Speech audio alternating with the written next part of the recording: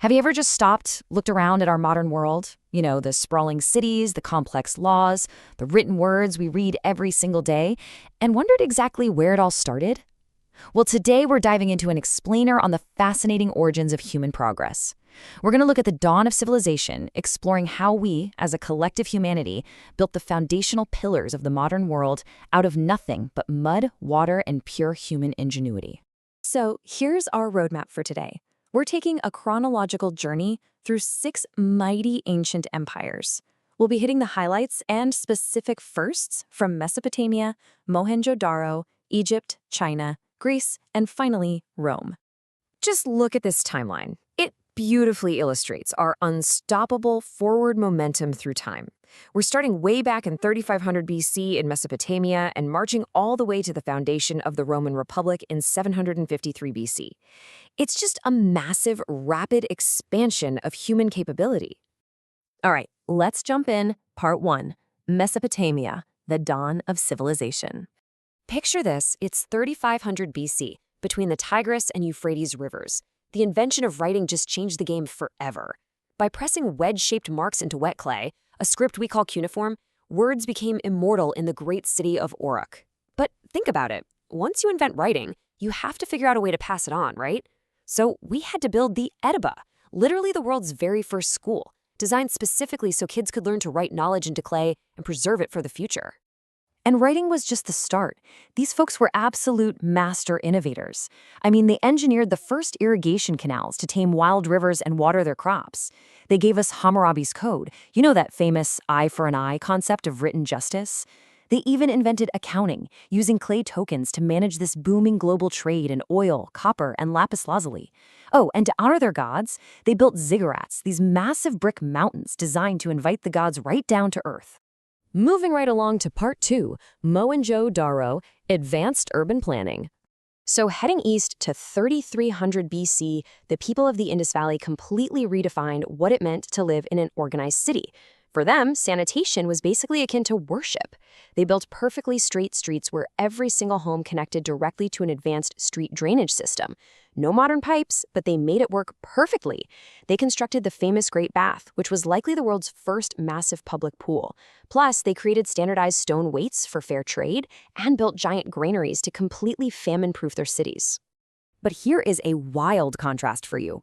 While modern scholars have totally cracked the code to read Mesopotamian clay tablets and Egyptian hieroglyphs, the written language of Mohenjo-Daro, the Indus script, is still a total mystery. It's like a giant puzzle. Despite all their advanced planning, their exact words are keeping their secrets to this very day. Which brings us to Part 3, Egypt, Science and Immortality. Let's jump to 3100 BC. The entire survival of the Egyptian empire depended on the annual flooding of the Nile River to turn the desert green. To survive, they had to predict exactly when that flood was coming. So, by looking up and tracking the stars, they invented a highly precise 365-day calendar. Yep, that's the very same calendar structure we use today to perfectly time our lives. But get this, they didn't just want to conquer time, they wanted to conquer death itself. Their epic quest for immortality started with healers documenting advanced plant-based medicines. This was driven by their pharaohs, who were viewed as literal, living gods on Earth. Believing that the soul is immortal, they perfected mummification to preserve the physical body and ultimately built the pyramids of Giza. Monumental structures built by thousands, just so their pharaohs could rule in the afterlife forever. All right, Part 4, China, Agriculture and Innovation. Fast forward to 2070 BC along the Yellow River. Much like Egypt, China's early civilization was deeply anchored by the written word. During the Xia dynasty, they used something absolutely fascinating called oracle bones. Before making major decisions, they'd carve questions into these bones to ask the gods for advice, and then they'd record the divine answers right there on the bone. It was this profound mix of deep spirituality and meticulous record-keeping. And from that spiritual foundation came some insane practical innovations. Artisans started crafting bronze into incredible weapons and statues. They invented the wooden plow, which was a huge game changer because it literally tripled their crop yields. Legend also says a queen discovered silk, creating a luxury material that would eventually connect China to the rest of the globe through the Silk Road. And interwoven through the whole shebang was music, which they revered as the literal language of the gods. Now we hit Part 5, Greece, Thought and Democracy. By 800 BC, in the heart of Athens, humanity shifted its focus. It wasn't just about mere survival anymore. It was about the explosive power of human thought, civic duty, and liberty. Archimedes absolutely nailed it when he said, "Give me a place to stand and I shall move the earth." That famous quote perfectly captures the unstoppable Greek spirit. They believed that with the right leverage, the right idea, humanity could do absolutely anything. The Greeks completely restructured society around empowering the individual. They gave us democracy, ensuring every citizen had a voice, rich or poor. We got philosophy from heavy hitters like Socrates, Plato, and Aristotle, who taught us that true freedom is the ability to think for yourself. They created the Olympics to celebrate physical prowess in sports instead of just war. And even their gods were surprisingly human. They loved, they got angry, and they taught mortals through relatable stories rather than just terrifying fear. And finally, Part 6, Rome, Law, and Architecture. Starting in 753 BC by the banks of the Tiber River, Rome was forged in unparalleled engineering and absolute legal might. When they became a republic, their absolute bedrock for justice was the 12 Tables of Law. They boldly engraved these rules on bronze tablets and stuck them right in the public square. Why? So every single citizen knew exactly what their rights and limits were. It was literally the foundation for modern legal systems.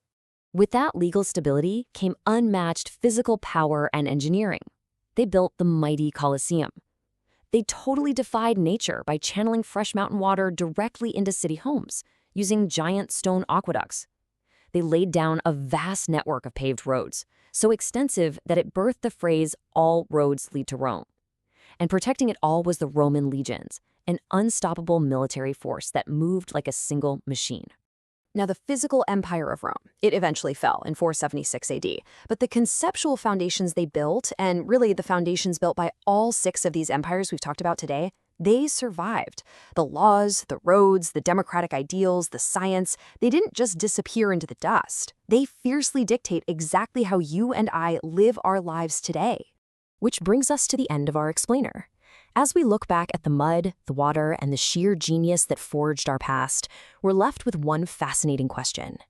Thousands of years from now, when someone is looking back at our era, what is our current civilization going to teach the world? It's kind of wild to think about, right? Keep learning, keep questioning, and I'll catch you in the next explainer.